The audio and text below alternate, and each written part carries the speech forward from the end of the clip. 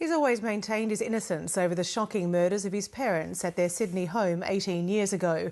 Now Jeffrey Gilham has walked free with the case used to convict him in tatters.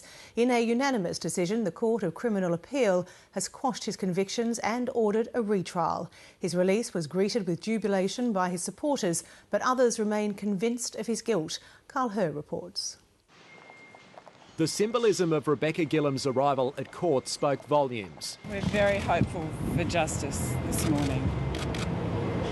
Thank you. In a matter of minutes, the judges announced that Jeffrey Gilham had won his appeal and should be released on bail.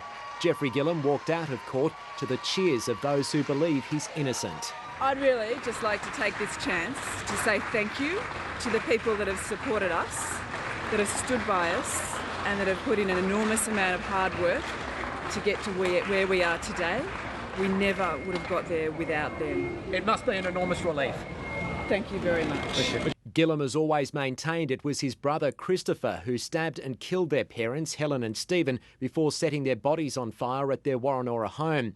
He admitted then stabbing his sibling to death in a fit of rage and was convicted of manslaughter. But 3 years after the killings, Gilham's uncle Tony became suspicious he was the real killer, motivated by greed for his inheritance. It took another decade for charges to be laid, and in 2008, after 2 trials, he was convicted. And the worst thing about it, he premeditated the death of his whole family. That is what's kept me going. But doubts about the evidence used to convict Jeffrey Gilham were raised on the ABC's Australian Story on the eve of the appeal. Christopher Gilham, who uniquely died well away from the fire and was in no way burned, had the highest level of carbon monoxide of all. Tonight, Jeff's daughters will have their father at home. Tony Gilham wasn't in court today, but told Australian Story the jury got it right. But in all these years, he's never rang me up and saying, listen, mad Uncle Tony, let's have a talk about it. I'm innocent. Well, that's what I'd do if I was innocent, and he ain't innocent. Even though Jeffrey Gilham walked out of court, he is on bail, with the possibility of a retrial still hanging over his head.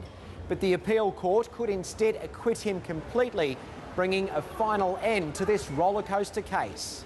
A dramatic development and possibly the beginning of the last chapter.